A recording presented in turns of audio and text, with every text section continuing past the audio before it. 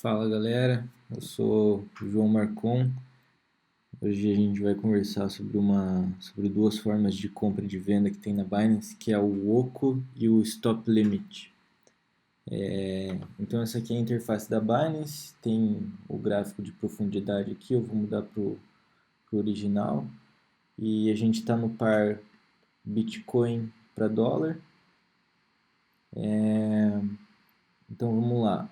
O Stop Limit e o OCO são essas duas funções aqui, e elas servem tanto para compra quanto para venda. Como que funciona o Stop Limit? O Stop Limit ele vai colocar um limite e vai lançar uma ordem de compra ou de venda assim que o valor da moeda atingir esse limite. Então, por exemplo, o Bitcoin agora está valendo 6.851 e eu quero que se o Bitcoin passar de 6.880 aqui, eu quero comprar o Bitcoin. Então, eu vou lançar uma ordem de compra do Stop Limit para 6.880, ou seja, quando o valor do Bitcoin bater 6.880, eu vou lançar uma ordem de venda a 6.881, por exemplo. Eu seleciono aqui e seleciono a compra. Então, assim que o valor do Bitcoin bater aqui 6.880, automaticamente ele vai lançar uma ordem de compra a 6.881 para eu comprar o Bitcoin. Vai depender da minha análise.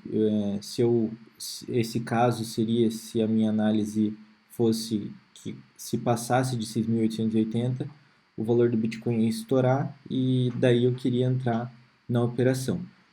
Para venda é a mesma coisa. Então, se eu estou com Bitcoin comprado e eu analiso que o valor do Bitcoin, se passar de 6.820, ele vai cair muito, eu coloco o stop aqui para 6.820. E a ordem de venda que vai ser lançada, eu vou colocar 6.819, por exemplo. Seria o valor de venda, né? Se o Bitcoin bater 6.820, a Binance, na minha conta, lança uma ordem de venda 6.819 para eu evitar a perda, né? Então, se a moeda for cair muito, eu faço a minha análise e percebo que a partir de tal valor a moeda vai cair muito, eu coloco um stop para lá. O OCO é quase a mesma coisa, só que ele coloca um limite superior também. Então, no caso da venda, se eu estou com Bitcoin comprado, eu vou colocar o stop limit no mesmo esquema, 6.820, 6.819.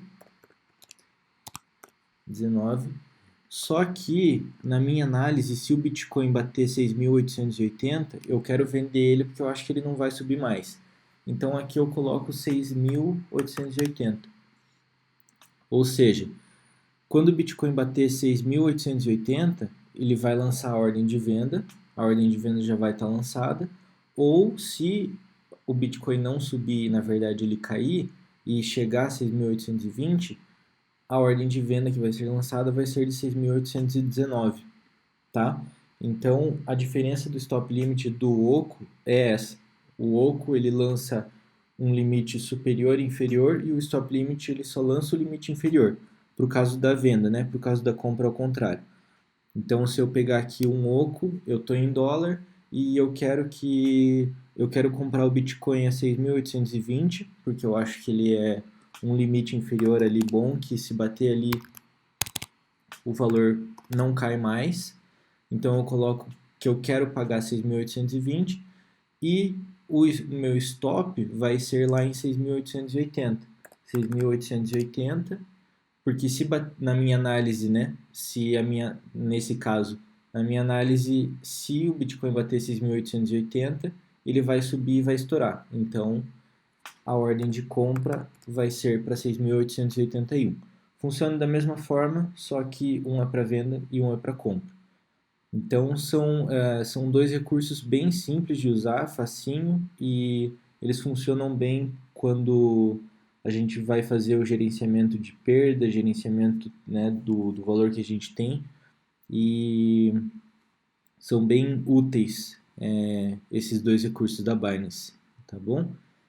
Então é isso aí, galera. Valeu, até mais vê-los. Boas operações.